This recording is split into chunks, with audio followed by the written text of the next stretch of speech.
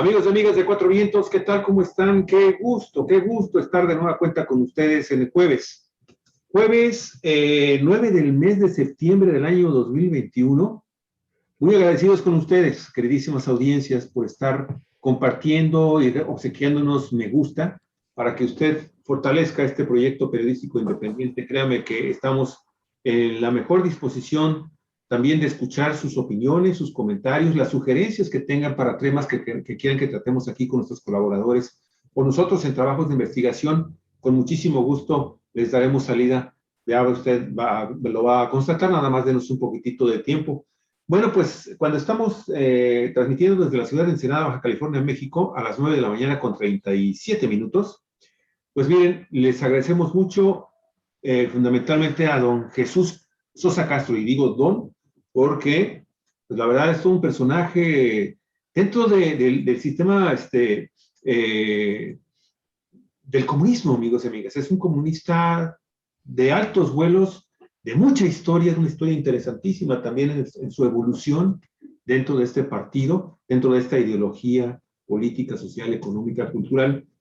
Él radica en la Ciudad de México y, bueno, nos hace el favor de obsequiarnos parte de su tiempo de manera gratuita, cosa que le agradecemos profundamente a Jesús Sosa, quien también pues es un activista social allá en la Ciudad de México que está muy comprometido con los principios y los quehaceres democráticos dentro del partido Morena, un crítico también, analista muy profundo, muy escuchado, muy reflexionado dentro de su partido, una voz que pesa mucho allá en Morena, en la Ciudad de México.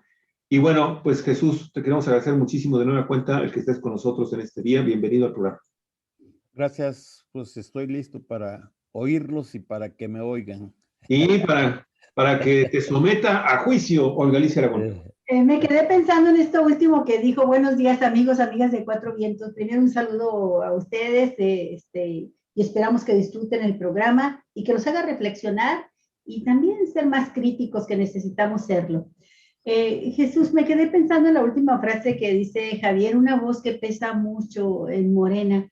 Y yo creo que pesa, pero a nivel de las bases, no a nivel de los círculos donde se toman las decisiones. Ojalá y tuvieras ese peso en los lugares donde se decide realmente el destino de Morena, el quehacer, los compromisos, la actividad cotidiana, pero desgraciadamente Morena sigue actuando con un divorcio entre la cúpula dirigente, que además, pues todos sabemos cómo llegó. No llegó electa por los morenistas, por las bases, sino prácticamente impuesta, en un método impuesto por el Tribunal Electoral del Poder Judicial de la Federación, en una encuesta abierta a la ciudadanía, sin que se conociera a fondo la metodología, cómo se hizo esta encuesta organizada por el INE, en algo totalmente inédito y aberrante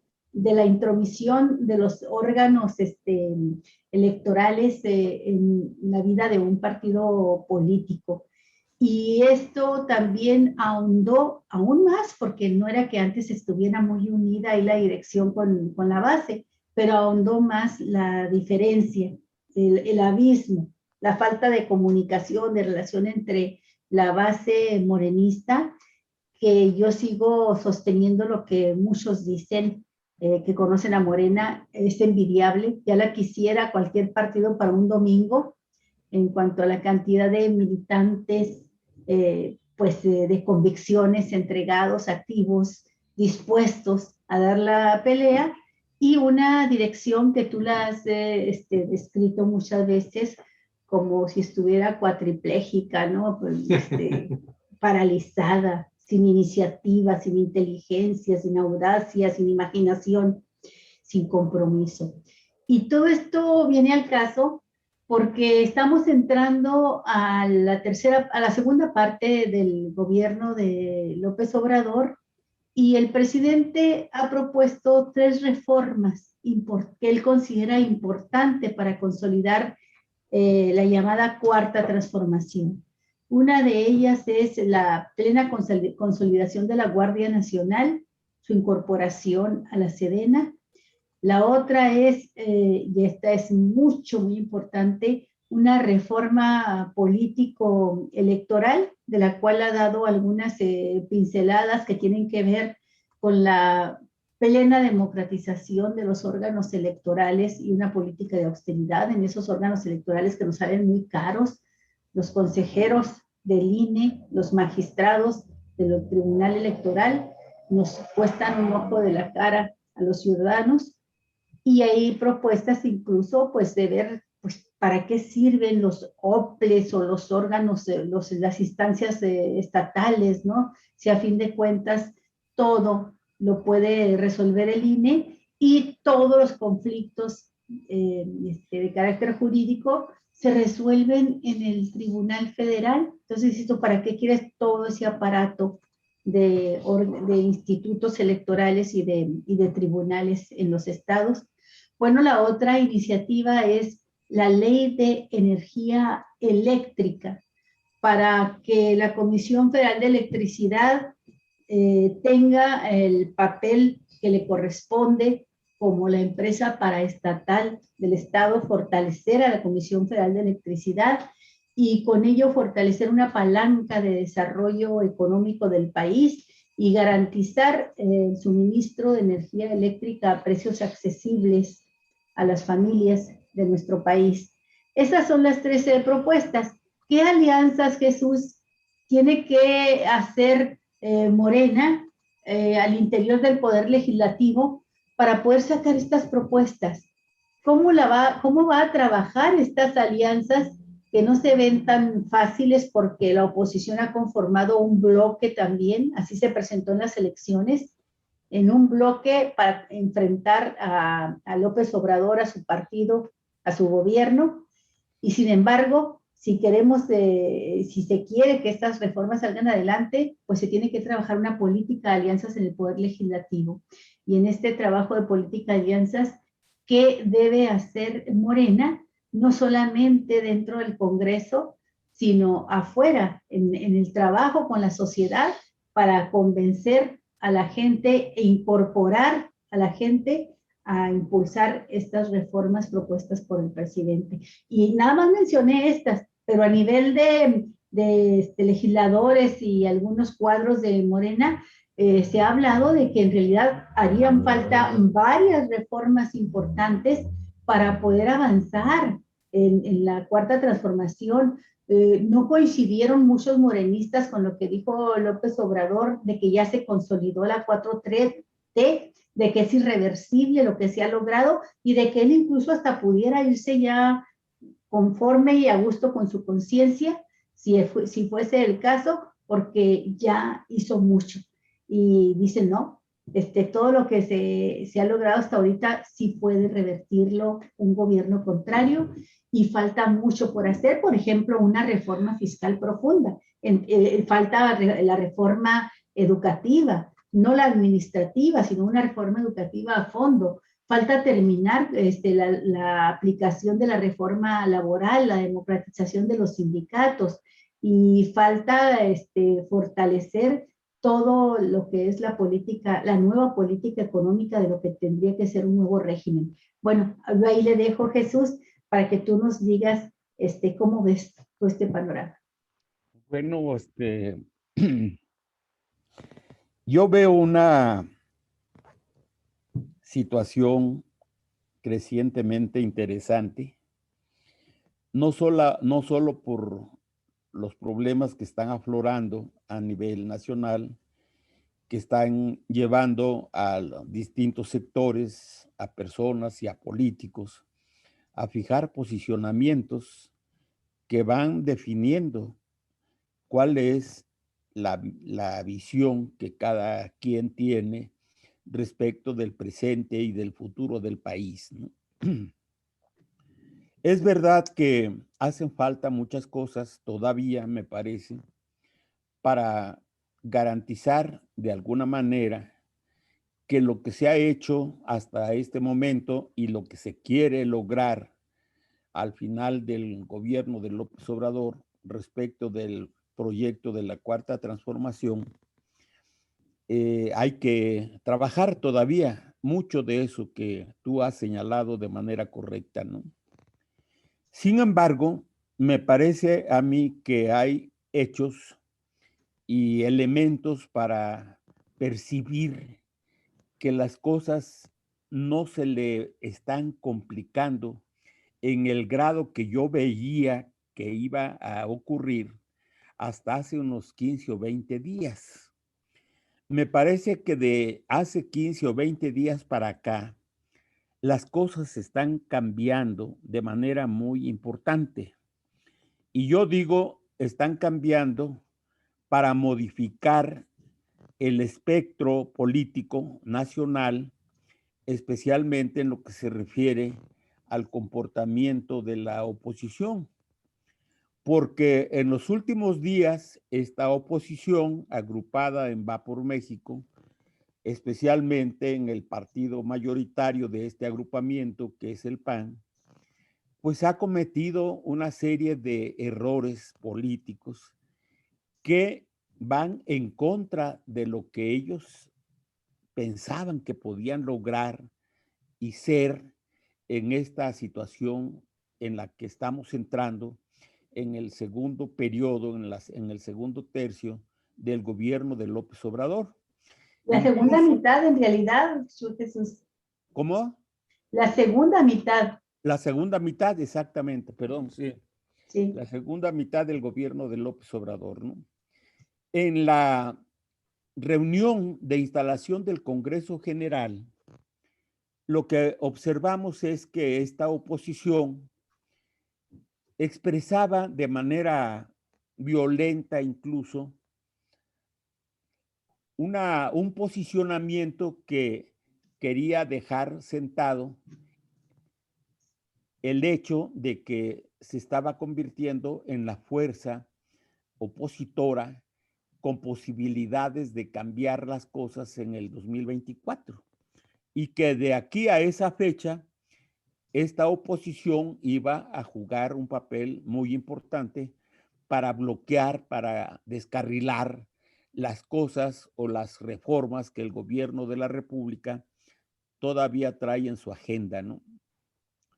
Pero me parece que lo que ocurrió en el PAN recientemente, especialmente en el equipo de este señor Rementería, que es el coordinador de los senadores del PAN, al invitar al dirigente principal de Vox, este partido ultraderechista español, pues les ha restado un conjunto de créditos políticos, de desaciertos, de errores que los ha puesto en una situación complicada y difícil, ¿no? ¿En qué baso yo mi opinión de que se les está desmoronando, de que se les está descomponiendo internamente este proyecto unitario de estos tres agrupamientos principales, PRI, PAN y PRD?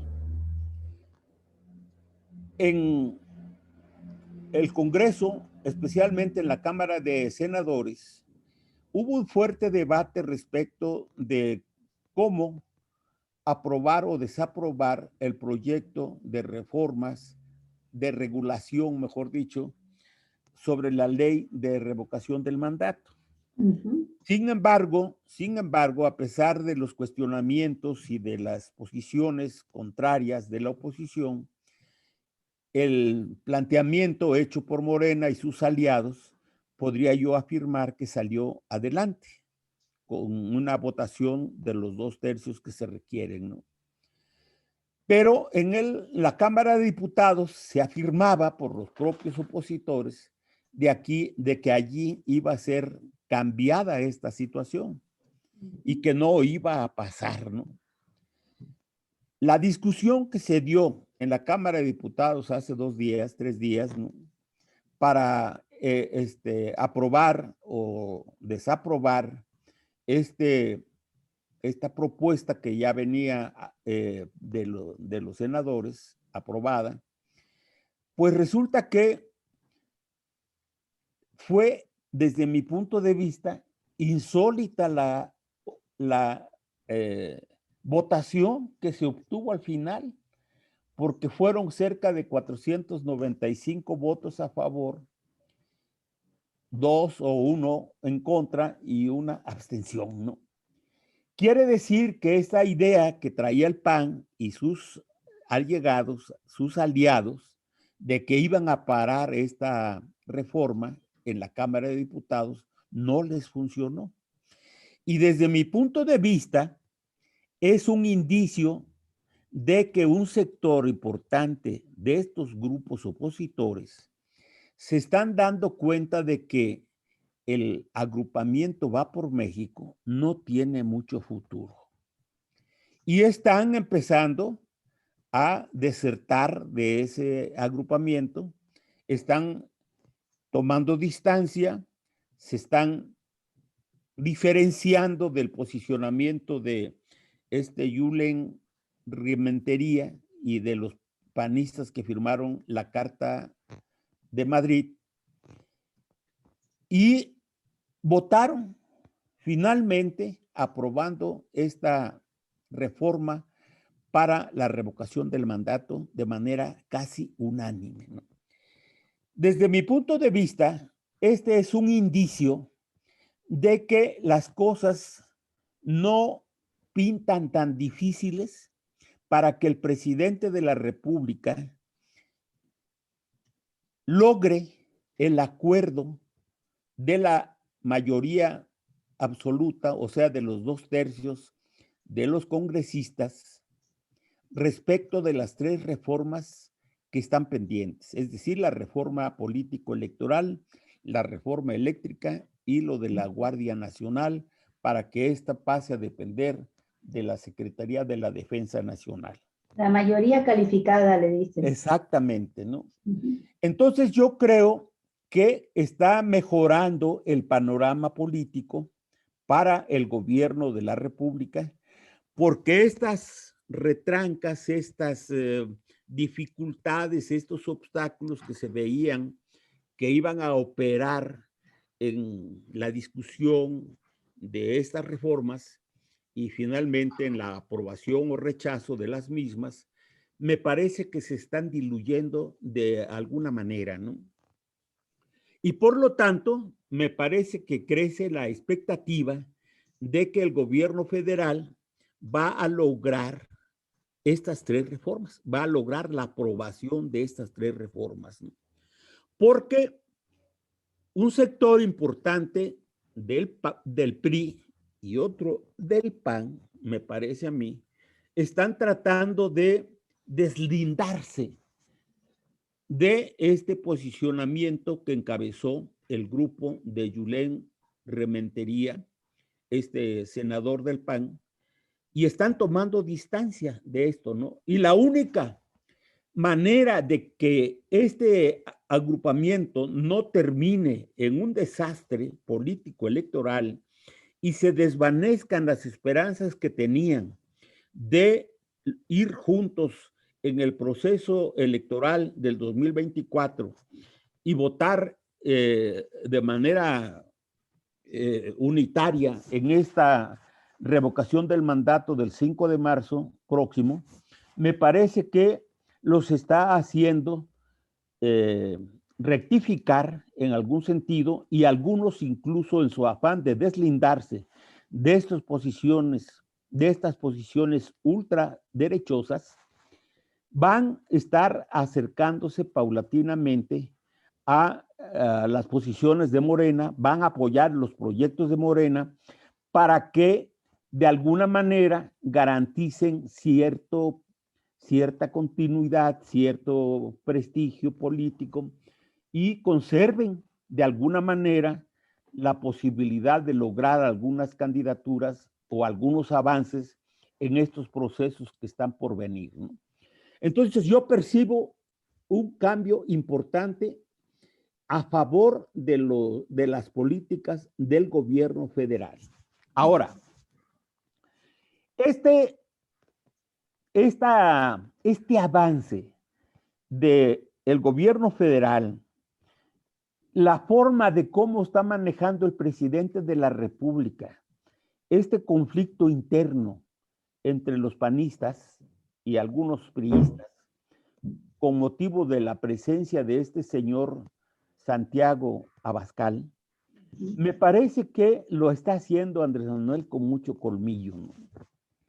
Él dice, y yo creo que con razón, que está bien que se desenmascaren, que esos que se están deslindando supuestamente del posicionamiento de este señor y de su partido Vox y demás, exacto, pues son seguidores emboscados del mismo fin, de la misma política, ¿no?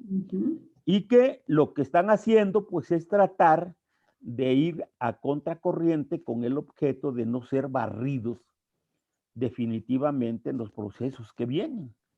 Y yo creo que esto lo está aprovechando de manera muy importante el gobierno de la República, particularmente el presidente de la República, Andrés Manuel, porque está demostrando que no teme a la presencia, a las opiniones de estos grupos que él sostiene, y me parece que es así, que vienen de lejos con esas posiciones ultramundanas, ¿no? Y que querían mostrar un rostro que no era su verdadero rostro y que ahora hacen bien en desenmascararse plenamente para saber con quién nos vamos a enfrentar y quiénes son o cuáles son los verdaderos pensamientos y la política que estaban sosteniendo de manera soterrada, de manera encubierta, estos sectores, estos grupos políticos, ¿no?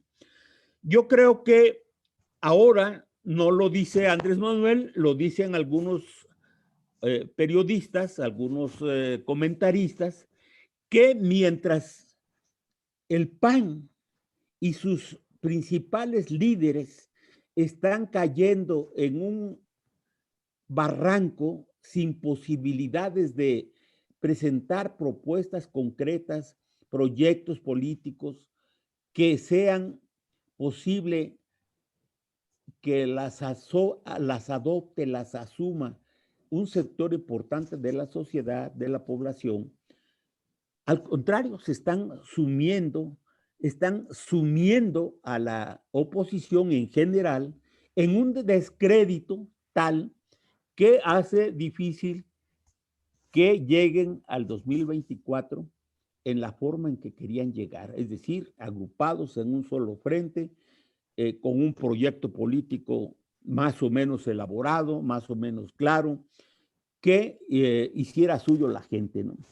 Y al contrario, sostienen estos comentaristas, estos periodistas, estos políticos y periodistas, que la personalidad, que la figura, que la imagen presidencial y su proyecto están en las mejores condiciones, dada la situación que estamos viviendo, dada la situación que hemos enfrentado con motivo de la pandemia, con motivo de los problemas que se han venido, los desastres naturales y todo eso que está a la vista de la gente y que la gente está viendo que el gobierno está atendiendo de manera correcta esta situación. Y la imagen presidencial, a mi juicio y a juicio de muchos, es una imagen que crece, que se fortalece y cuyo proyecto está siendo abrazado por una inmensa mayoría de la población. Y este es el temor que tienen los opositores justamente porque, curiosamente, el planteamiento que hacían hace algunos meses de que renunciara el presidente de la República, de que lo iban a correr del poder con motivo de la revocación del mandato. En marzo de 2022. Exacto, ¿no? Ahora resulta que no quieren que se haga la revocación del mandato porque dicen que el presidente fue electo por 6 años y que constitucionalmente es improcedente la revocación del mandato. Lo cual quiere decir que ellos saben de antemano que este proceso de revocación lo van a perder y si lo pierden, como yo creo que lo van a perder, pues es una situación que los va a colocar todavía más en una desventaja político-electoral que va a ser difícil que pueden remontar en el 2024, ¿no? Ese es lo que yo percibo respecto de la propuesta de las reformas del presidente. Creo que van a pasar, que hay condiciones para garantizar que habrá los 2/3 que las aprueben, que la unidad de la oposición está resquebrajándose, que el trabajo y el papel del gobierno federal está creciendo, se está fortaleciendo, y que esto en este momento es una situación muy importante, ¿no? Que hay que desplegar, que hay que aprovechar, que hay que publicitar de manera adecuada. Esto es respecto de esta cuestión. Después yo te platicaré lo que anoche discutimos en una reunión muy importante que tuvimos la militancia, o una parte importante de la militancia aquí en la alcaldía de la Gustavo Amadero, con el senador César Cravioto, que viene en representación del gobierno de la Ciudad de México y de manera particular de Martí Batres, que es el secretario de gobierno de Claudia Sheinbaum. Y están intentando justamente recomponer una situación desastrosa que se vio aquí en la Ciudad de México con motivo del proceso electoral del 5 de junio de este año, ¿no? Entonces, me parece que esta es otra situación en la que se ponderó por parte del senador y por parte de una diputada que quiere hacer la próxima candidato a la alcaldía de la Gustavo Madero, se quieren adornar con los éxitos que tiene el gobierno federal y el gobierno de la Ciudad de México.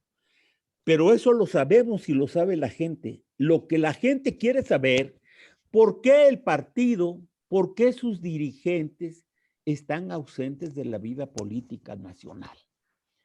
Porque es aquí donde está la principal debilidad que tiene la izquierda, especialmente la izquierda morenista, ¿verdad? Y sus aliados. Porque como partido, como dirigente, como dirección política, simple y llanamente no existen. El partido está desorganizado, los espacios que tenía en su haber, en donde se discutía, se acordaba, se trabajaba y se organizaba la actividad partidista, ahora no existe. Y no existe, entre otras cosas, porque no hay iniciativa política, no hay dirección, no se sabe quiénes son los dirigentes, ni mucho menos, ¿no? Entonces, por ahí anda la cosa más o menos, Olga. Sí, Jesús, fíjate que creo que ha habido 2 procesos electorales que han sido fundamentales para los partidos políticos en cuanto a la crisis en la que se vieron hundidos. El primer proceso electoral fue obviamente el del 1 de julio de 2018, cuando la avalancha de votos a favor de López Obrador emitidos cruzando el círculo de Morena y de sus aliados, pero fundamentalmente de Morena, dejó a los partidos políticos pulverizados, los dejó hechos talco. Fue tan fuerte esta avalancha a favor de López Obrador que los partidos políticos reaccionaron, quedaron como las gallinas sin cabeza, ¿verdad? Todavía moviéndose en una imagen terrorífica de lo que sucede con ellos, pero para terminar cayendo muertos a final de cuentas, ¿no? Y de sus cenizas se encargó de unirlas Claudio X González, porque no tenían ni para dónde moverse, no hallaban qué hacer, la crisis fue muy fuerte, quedaron destrozados. Morena quedó con una fuerza político-electoral muy grande, pero totalmente desarticulada también como partido político, no solamente porque no había alcanzado a organizarse, sino porque se había organizado en torno al objetivo de ganar las elecciones. Y cuando gana las elecciones, pues se va el presidente y lo deja muy claro, pinta una rayotototota y dice, yo no soy como han sido los presidentes, no voy a ser el líder moral ni de ningún tipo de Morena, yo no me voy a meter en la vida de Morena. Y se van también muchos cuadros políticos de Morena a conformar los órganos de gobierno federal, las delegaciones en los estados, las legislaturas. Y todo esto pues deja también en crisis a Morena, con todo y la fuerza que trae consigo. Ya después pasó lo que supimos, Morena trató de ser, los militantes, la base trataron de rescatar a la dirección de su partido, se atravesó además de la pandemia y les dificultó este proceso que ya iban encaminando, buscando unir fuerzas en torno a la candidatura de Berta Luján para dirigente del partido. Pero esta segunda elección, la del pasado mes de junio, tuvo el mismo efecto de volver a convertir en talco a los partidos, porque yo coincido contigo, Jesús, no cuajó la estrategia que ellos creían que les iba a funcionar. Unir a toda la oposición, a los que durante décadas aparecían como enemigos irreconciliables, aunque en el fondo fuesen lo mismo, PRI y PAN, y ahora con un PRD que ya no quedaba, a veces decimos más que el cascarón, yo digo una pelleja putrefacta, una pelleja nada más quedaba ahí de ese animal. Bueno, pues los une Claudio X en una estrategia, y bueno, y el entonces líder de Coparmex, Gustavo de Hoyos, en una estrategia que parecía muy viable para ellos. La había adelantado el grupo radical de Frena, cuando ellos querían tumbar a López Obrador, que renunciara sin necesidad de un referéndum revocatorio, que renunciara ya, lo iban a tumbar con sus casitas volátiles de campaña. Pero aparece Claudio X con su asociación, no me acuerdo cómo se llamaba primero, su grupo de Va por México, y luego adquiere este nombre de Va por México ya con la alianza electoral. Pero ellos trazaron una ruta que para cualquier oposición parecía muy clara, ¿no? O sea, unidos somos incontenibles, unidos vamos a ganar, ¿verdad? Porque la suma de todos nos hacen más fuertes que a Morena, porque vamos a traer también el voto inconforme que se haya generado en estos 3 años contra el gobierno de Morena. Y luego el siguiente paso lógico es derrocar a López Obrador en el referéndum del marzo de 2022. Así lo declararon, así lo dijeron, estaba cantada de esa manera. Por eso lograron unir a todos los opositores, ¿no? Dijeron, ahora es cuando.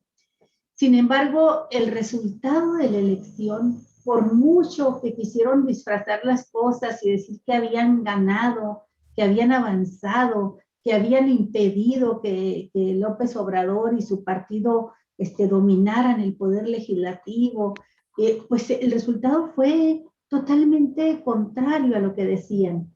Se pierde, el PRI perdió todas las gubernaturas que tenía en disputa este año y se las lleva Morena.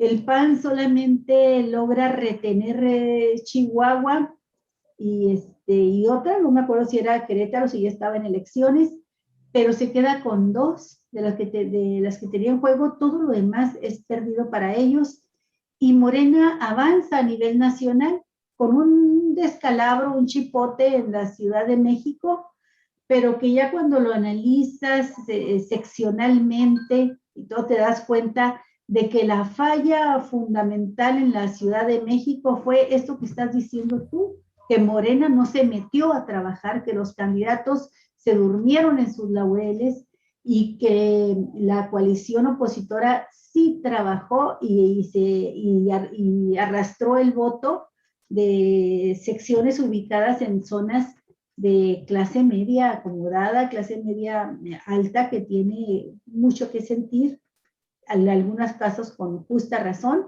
y otros factores que ya los analizamos en su momento, pero que ya, si lo analizas a detalle, no es tan grave la derrota, ni tampoco irreversible que se dio en alcaldías de la Ciudad de México. En cambio, a nivel nacional, sí quedó de nueva cuenta pulverizado los partidos, pero ahora con el agravante de que ni juntos pudieron. Y creo que esto que estás diciendo de Vox y de la ultraderecha panista, pues ellos mismos se dieron cuenta del grave error que cometieron. Estaban mejor cuando no se quitaban la careta que les cubría el rostro fascistoide ultraderechista, porque cuando se quitan esta careta y firman la carta por Madrid o carta de Madrid, que les propone Santiago Abascal del ultraderechista partido español Vox, pues al día siguiente, a los dos, en el transcurso de la semana, uno tras otro se fueron deslindando, ¿verdad? Diciendo, ay, nos equivocamos, ¿verdad? Fue un error, y creo que quedan todavía peor frente al electorado, porque quedan al descubierto su ideología real, de un sector del panismo, yo diría no de todos, porque estamos en vísperas de buscar unas alianzas por parte de Morena en la Cámara de Diputados, y creo que va a conseguir aliados para algunas de sus propuestas de reforma, en algunos casos por el lado de priistas, que los hay todavía, de este priismo formado en el nacionalismo revolucionario y que está en contra de las políticas neoliberales y que ahora es el momento de expresarlo. Y por otra parte, con algunos panistas también que se quieren deslindar, ¿verdad?, de este fracaso llamado Va por México. Y bueno, están también los partidos pequeños, que pueden fortalecer una alianza electoral. Entonces creo que sí, ahora no se ve tan difícil como parecía lograrlo, pero sí van a provocar mucha discusión, Jesús, en las propuestas. Está la Guardia Nacional adscrita ya a Sedena, y tiene una obligación muy grande el presidente López Obrador y por supuesto los dirigentes de Morena, los morenistas, todos, en explicarnos a los ciudadanos por qué consideran que debe estar la Guardia Nacional adscrita a la Secretaría de la Defensa Nacional. ¿Significa esta militarización o no? Porque México se ha estado pronunciando, me refiero a la gente en su mayoría, en contra de este camino de la militarización a las que nos llevaron, no nada más Calderón, desde tiempo atrás. Solemos ubicarlo en el gobierno de Calderón porque ahí fue lo peor, ¿verdad?, que se vio de la intervención de los militares en seguridad pública y violación de derechos humanos, pero en realidad desde Ernesto Zedillo Ponce de León, por lo menos desde ahí, se acuñó la frase, fue él el primero en hablar del ejército participando en la guerra contra el narcotráfico. Él sí usó esa frase así directa y clara, pero lo tenemos un tanto en el olvido. Entonces, este trabajo que les espera a los legisladores y a los militantes y dirigentes de Morena es difícil en esa materia.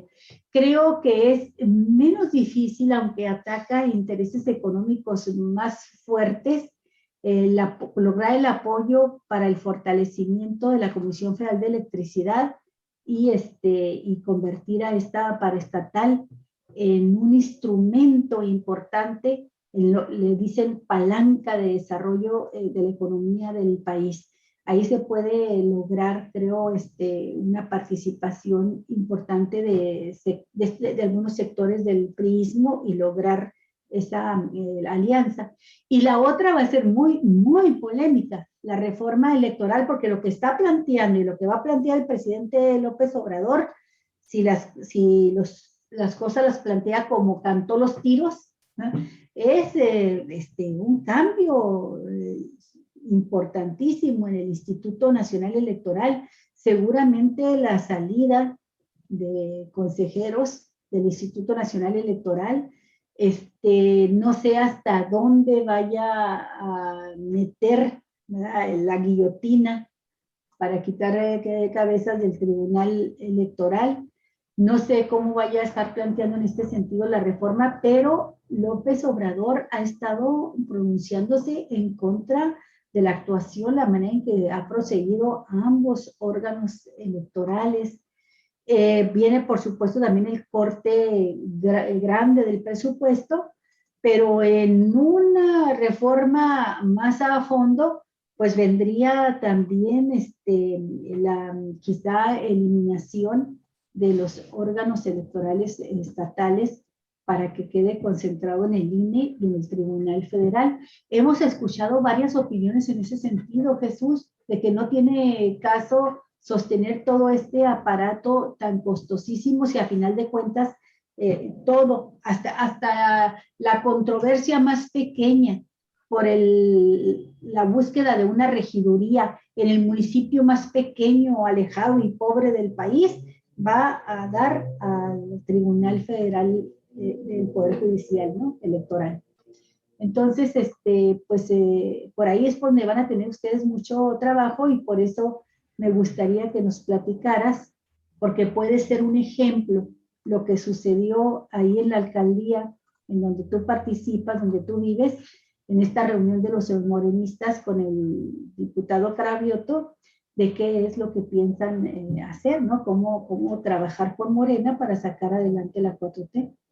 Sí.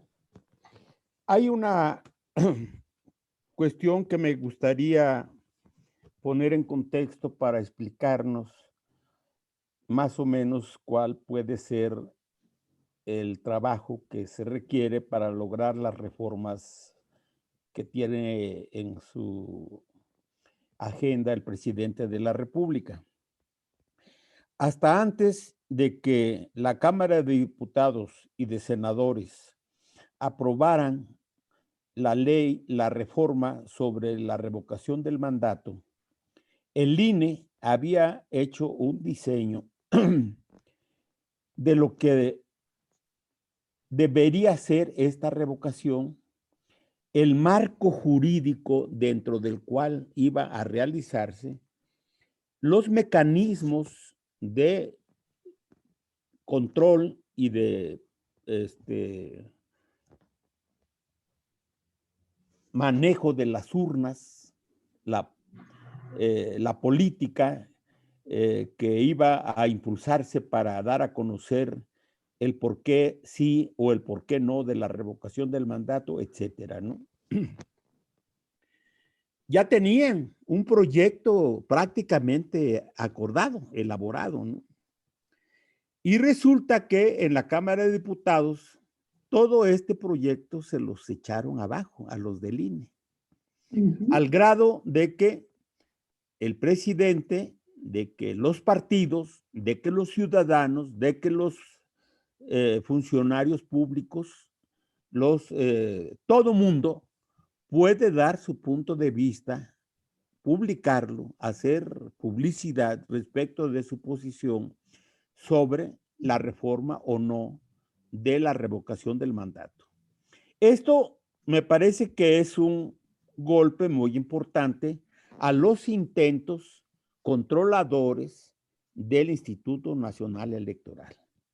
Y por lo tanto, el hecho mismo de que le hayan echado abajo este proyecto, le han restado, le han quitado, le han cortado las alas al Instituto Nacional Electoral en su intento de hacerse pasar como un poder por encima de los otros poderes, es decir, por encima del poder legislativo, que es el encargado de legislar y de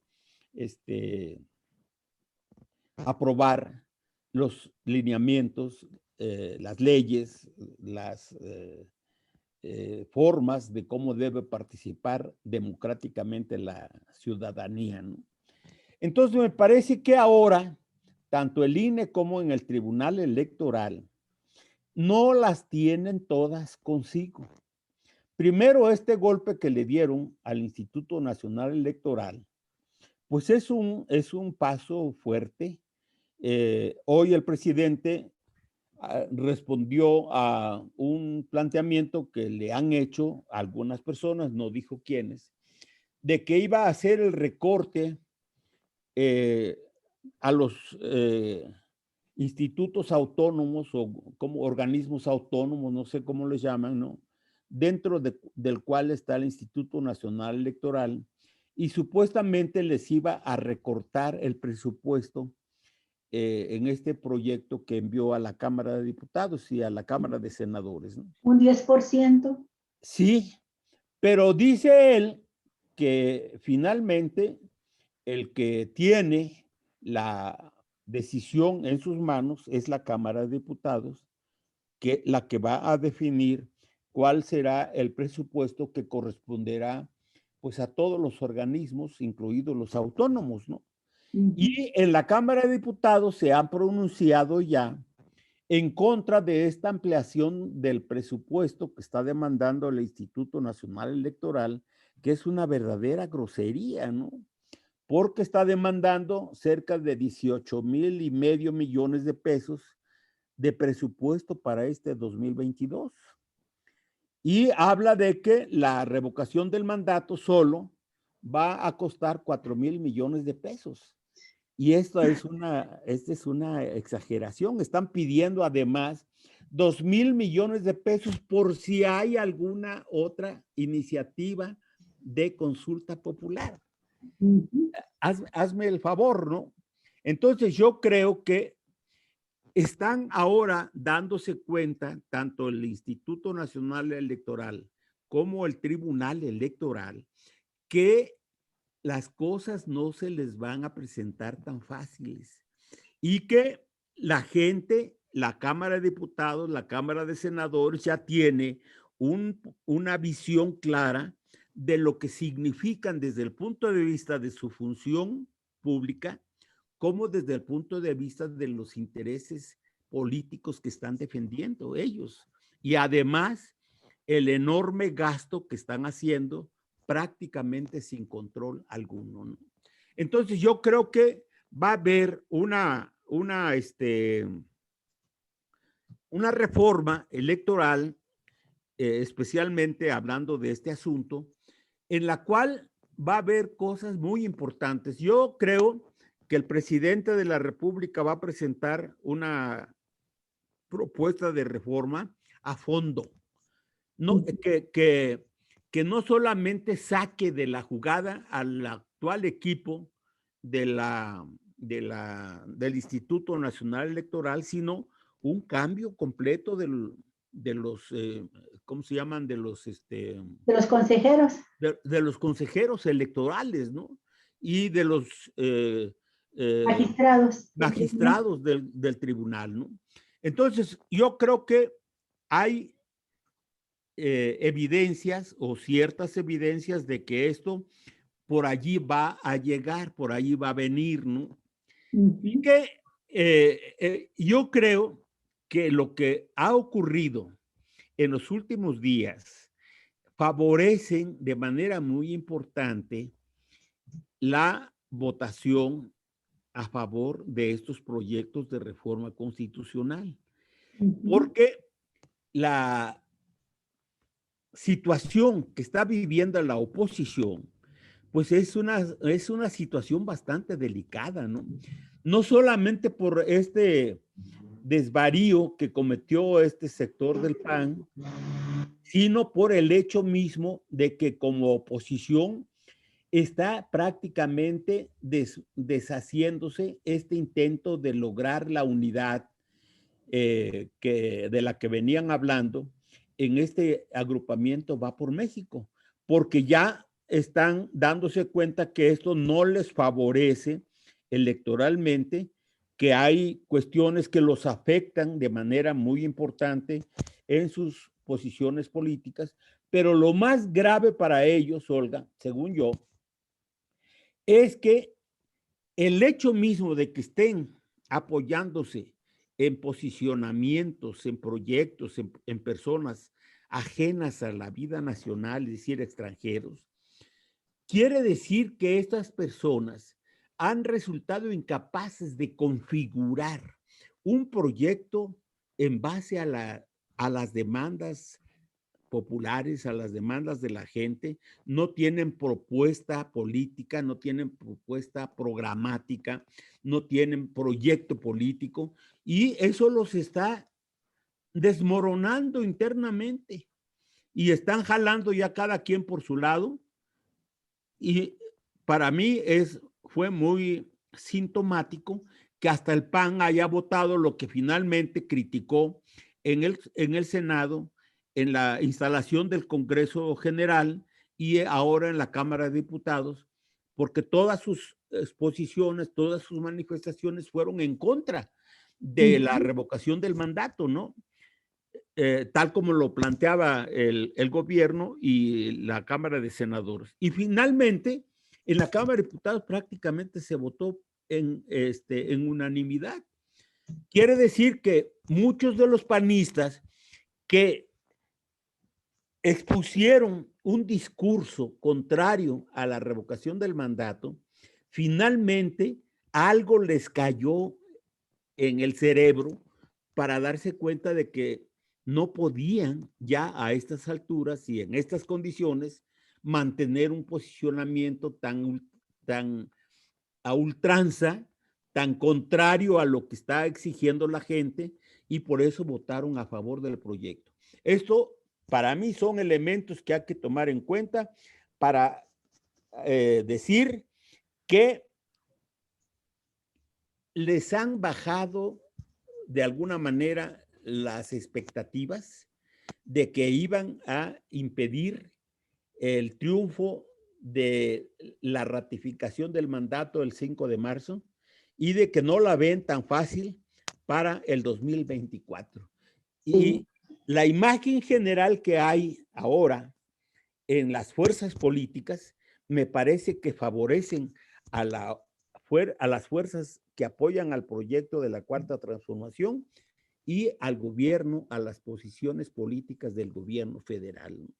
Entonces, así van las cosas. Pero insisto, la debilidad más visible que tenemos para remontar totalmente esta situación y garantizar que cada vez sea más difícil la regresión de este proyecto de reforma, es que el partido deje de ser un florero que no está atento a lo que está pasando en el debate, que no está metido en la discusión, que está viendo las cosas administrativamente como si ese fuera el problema principal.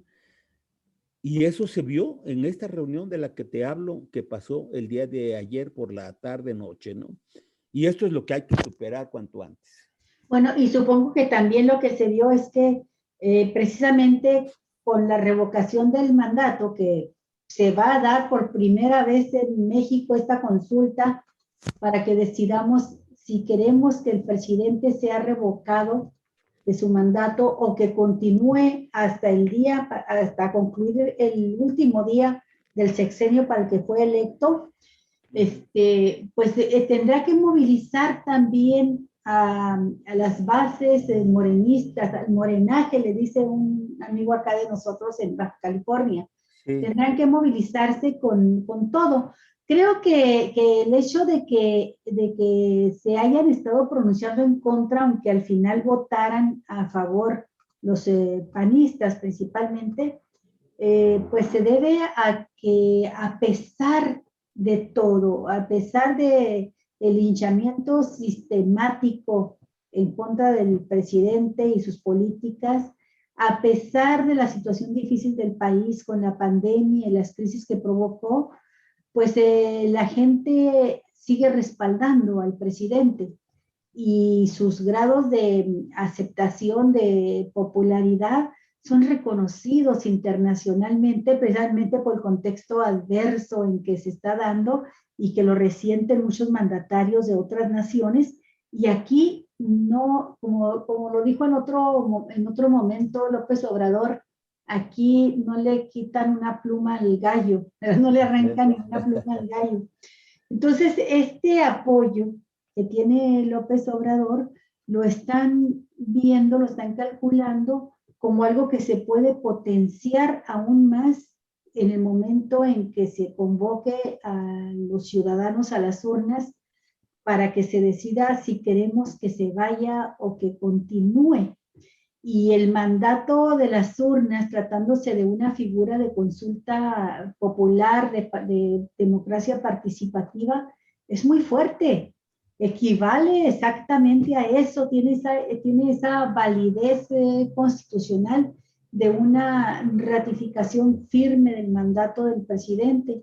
Equivale también a lo que él ha dicho: yo voy a continuar siempre y cuando tenga el apoyo de la gente, porque un gobernante sin apoyo, y sobre todo un gobernante que se propone hacer transformaciones y no tiene el apoyo popular, pues mejor que se vaya, ¿no? Mejor me iría, dice. Entonces creo que este es el problema. Me llamó la atención, no sabía si reírme o sentir pena ajena. La ex candidata presidencial, ex primera dama y todavía esposa de Felipe Calderón, Margarita Zavala, con los argumentos que exponía, ¿no? Decía que la revocación de mandato no es un instrumento ciudadano, sino del poder. O sea, yo, válgame Dios, ¿no? ¿Desde cuándo va a ser un instrumento del poder el que la gente tenga la posibilidad de ir a las urnas a decir, quiero que se vaya o que continúe tal gobernante? Y no pude evitar pensar en todos los muertos, todo el dolor que en México nos hubiésemos ahorrado si esta revocación del mandato hubiese existido, esta figura de participación, precisamente cuando gobernaba Calderón.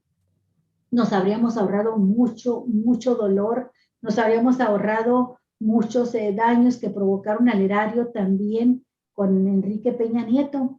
Entonces, por ejemplo, en el caso de Peña Nieto, termina desde la segunda, casi desde el inicio de la segunda mitad de su sexenio hasta el último día, con porcentajes deplorables de aceptación popular.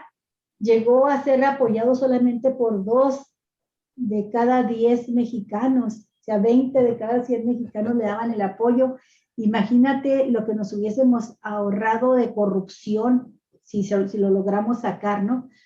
Javier quiere, al final, pero participa adentro. Sí, no, quiero en este momento hacer un comentario, agregarle algo, Galicia. Lo que pasa es que tú no entiendes la profundidad de la reflexión de Margarita Zavala en el tema de que en la revocación de mandato es una acción de poder.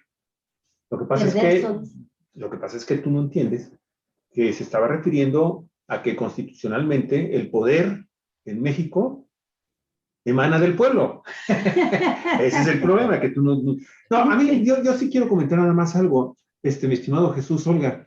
Sí. A mí me da mucha pena, me da coraje y me llena de indignación esta oposición que tenemos.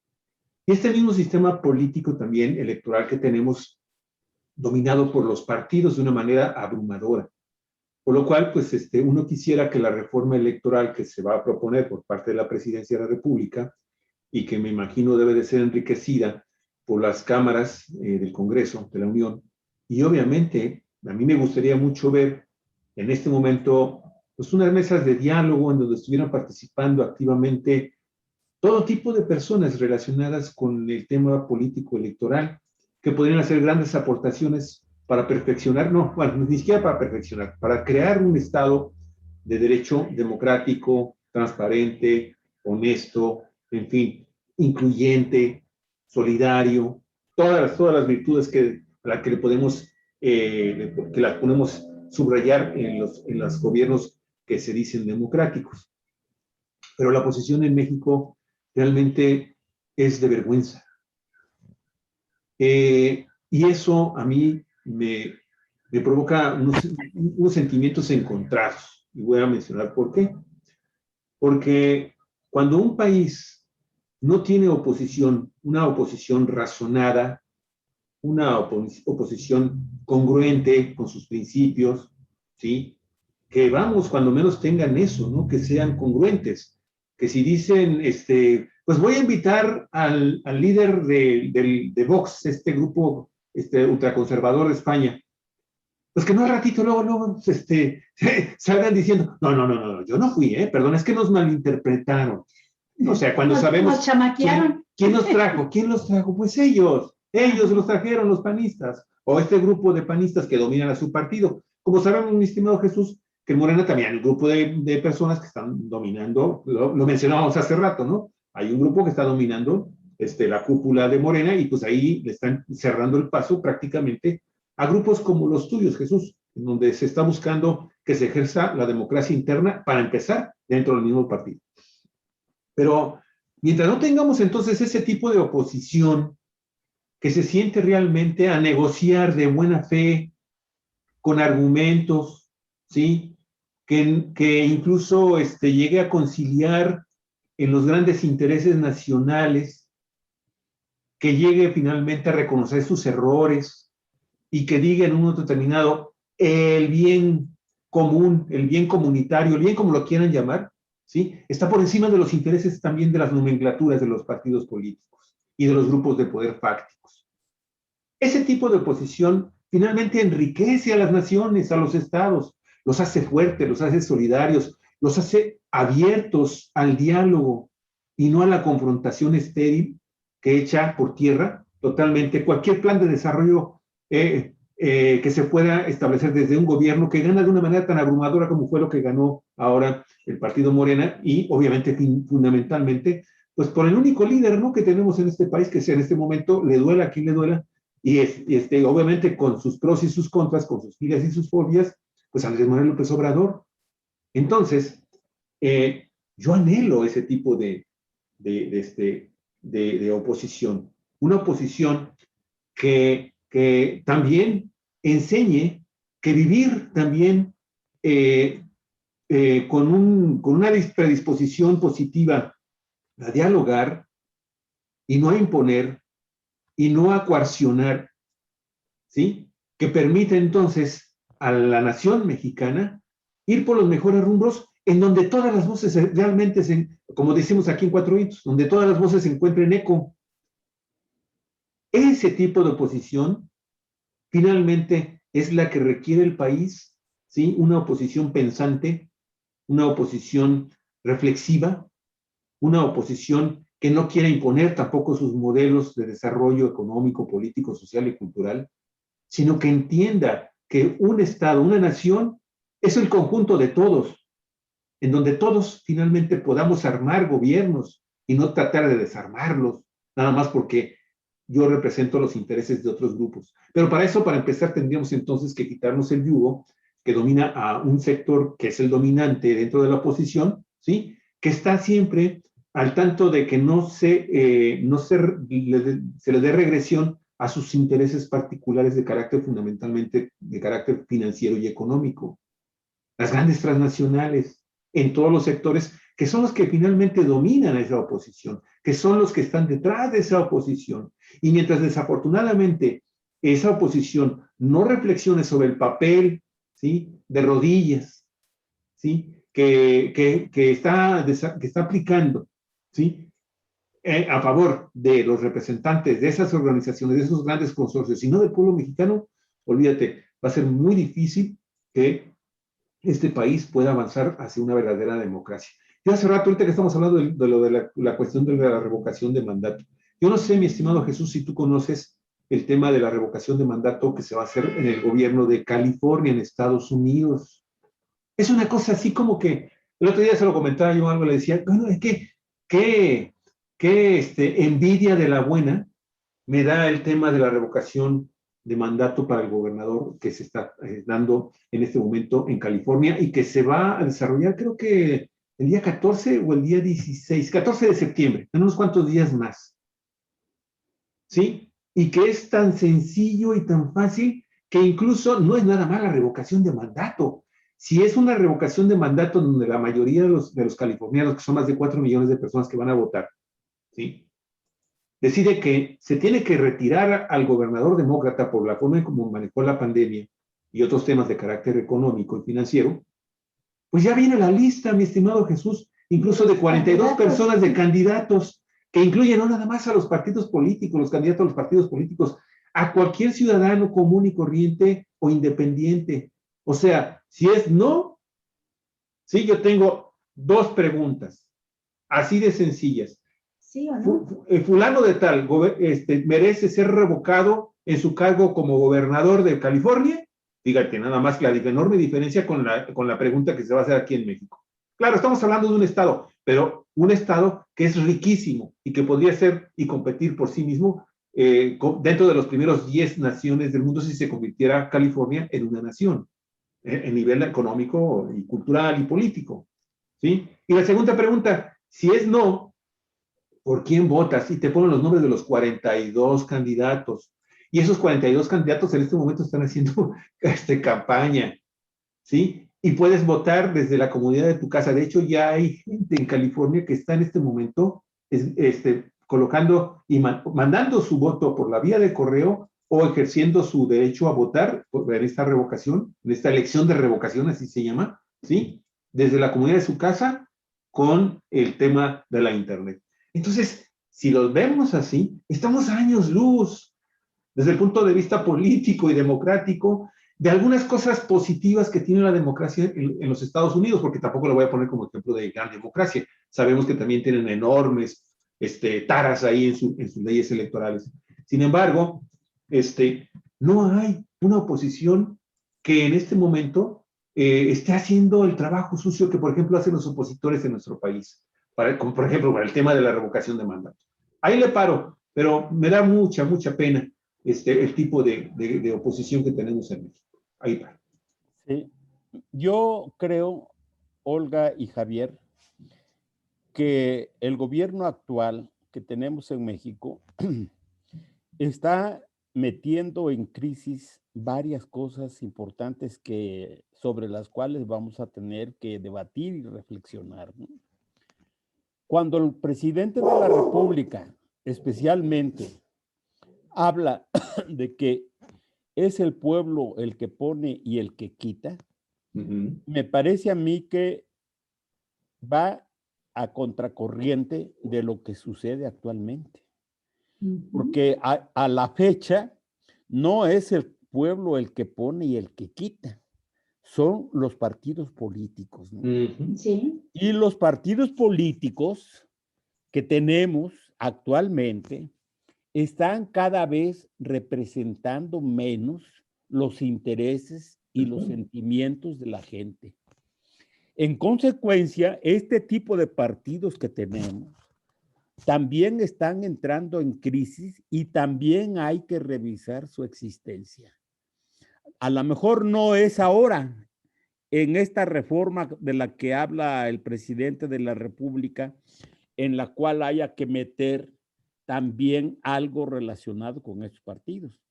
Pero es evidente que muchos de estos partidos que existen no representan los intereses de la mayoría de la gente.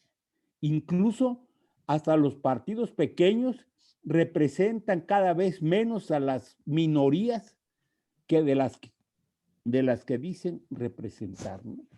Entonces, yo comparto la opinión y la preocupación que manifiesta Javier. Yo creo que estamos viviendo momentos estelares, como dice el propio presidente de la República, pero ¿qué es el debate? Y es justamente la participación de la gente, el debate libre, el que aporta, el que debe poner en el centro las nuevas formas de organización política y las nuevas formas de ejercer el poder.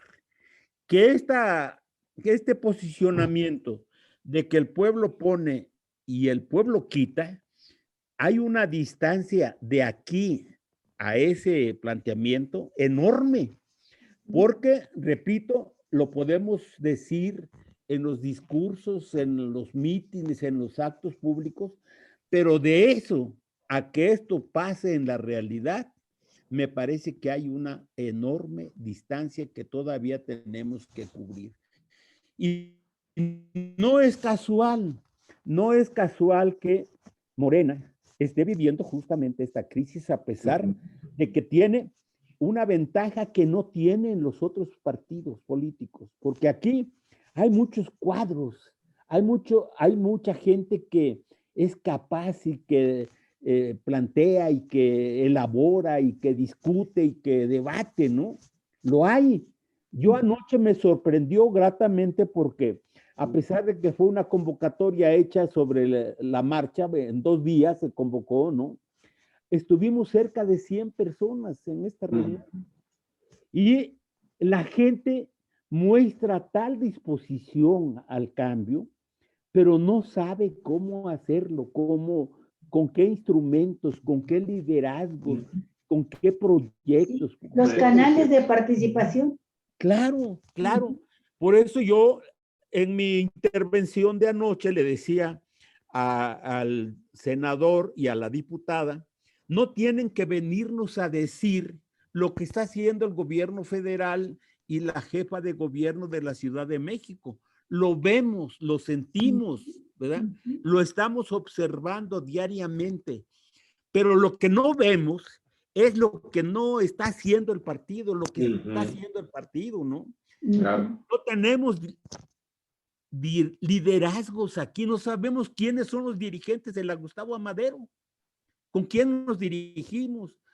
Hacemos lo que podemos solos y nadie nos impide reunirnos y discutir y todo, pero no es lo mismo convertirnos en un espacio de debate, de organización, de creatividad y demás, de un trabajo colectivo a nivel local, a tener un posicionamiento político a nivel nacional que empuje a la militancia en la misma dirección para que trabajemos todos en la misma ruta y nos hagamos fuertes, no por grupos, no por separados, sino justamente poniendo en juego el trabajo y la colectividad de la militancia, ¿no? Eso es lo que no se entiende. Y esta es la debilidad principal. Y yo creo que esto que plantea Javier, me parece que debe ponerse también en el centro del debate, porque estos partidos, tal como están, como existen actualmente, ya no nos representan así. Hay que buscar otros mecanismos más ágiles, que los dirigentes sean la expresión real de la militancia, de la base, que los elijamos nosotros por su capacidad, por su perfil, por su inteligencia, por lo que saben y aportan, no por las ligas que tienen con los machuchones, ¿no? Claro. ¿Para qué? Pues para poner en juego la fuerza, la política, las ideas, el proyecto, que debe partir desde abajo, y es en esa medida en que el pueblo pondrá y el pueblo quitará. De otra manera son frases, ¿no? Perfecto, así es, pues Jesús, creo que nos quedamos con esto planteado en los términos de que va creciendo también la revolución de las conciencias hacia adentro de Morena. Y tarde que temprano Jesús tendrá que rendir fruto. La pandemia no va a durar toda la vida. No van a poder estar eludiendo el momento en que las bases se reúnan y elijan a sus dirigentes, y que este principio democrático que trae López Obrador al país, del pueblo pone y el pueblo quita, y que lo expresa a través de someterse él mismo a la revocación de mandato, pues también tendrá que llevarse hacia el interior de la vida partidista. la base, la militancia, el pueblo en Morena pone, el pueblo en Morena quita. Eso es lo que estamos esperando que suceda. Y pues es alentador, Jesús, ver que esta reunión de la que hablas de la Álvaro, De Gustavo Amadero. de la Gustavo Amadero, una de las delegaciones más fuertes, con más población, con más recursos. Es una delegación que en un momento hicimos una comparación con Chihuahua y equivalía a 3 o 4 veces el estado de Chihuahua, Sí. en cantidad de población, en cantidad de recursos y por supuesto en necesidades también que cubrir, ¿no? Entonces, pues creo que lo que hicieron ustedes está sucediendo, empieza a suceder en varias partes del país. Nos llegan comentarios de que los morenistas se están reuniendo, a veces por vía Zoom, a veces presencial y por vía Zoom, pero hay ya una efervescencia en el país y esta efervescencia se puede levantar ahora también con la participación en este ejercicio democrático de revocación del mandato. ¿Estás de acuerdo o no en que el presidente Andrés Manuel López Obrador continúe hasta el último día de su mandato para el que fue electo o sea revocado? Eso es el próximo ejercicio fundamental que tendremos como ciudadanos en marzo próximo y para allá pues hay que encaminar como lo están haciendo los esfuerzos de Morena. Muchas gracias, Jesús. ¿Algo más con lo que quieras concluir? Pues eso es todo por ahora. Me parece que hay muchos temas a los que tenemos que entrarle pronto, porque sí, en la medida en que empezamos a participar, nos damos cuenta de los enormes problemas a los que nos estamos enfrentando, ¿no? Porque el debate propicia precisamente eso, propicia el conocimiento, propicia el interés y las dudas y las preguntas y los cuestionamientos. Entonces, mientras más participamos discutiendo estos temas, van apareciendo otros temas, otros problemas a los cuales también hay que entrarles porque están concatenados, porque están unidos a los problemas principales que hoy estamos viviendo, ¿no? No te vayas, mi estimado, nada más te voy a quitar unos cuantos minutos, un par de minutos, pero quiero que escuches lo que hace 50 años finalmente sale como sencillo en Gran Bretaña después de 4 años de estar enlatada esta canción de John Lennon, ¿sí? Que es el legado anarquista de un soñador, ¿sí? Y que tituló Imagina. Imagina que no existe el paraíso. Es fácil si lo intentas. Ningún infierno bajo nosotros. Por encima de nosotros, solo el cielo. Imagina toda la gente viviendo el hoy. Imagina que no hay países. No es difícil.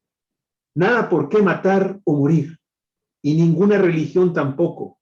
Imagina a toda la gente viviendo la vida en paz.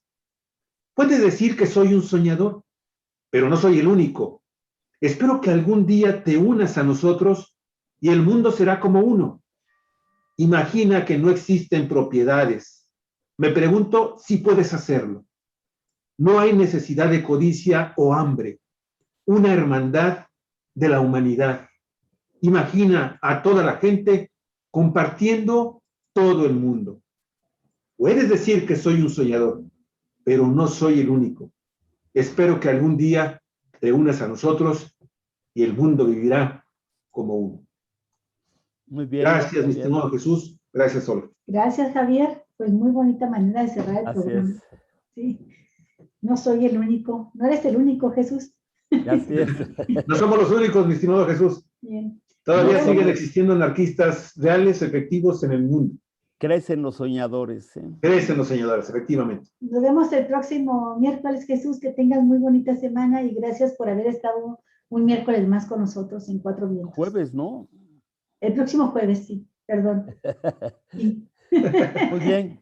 Pues un abrazo, cuídense y estamos en contacto. Hasta pronto. Hasta pronto, amigos. Suerte. Hasta pronto, amigos. Cuatro Vientos, periodismo en red. Hasta pronto, Javier Cruz. Hasta pronto, Alicia Aragón.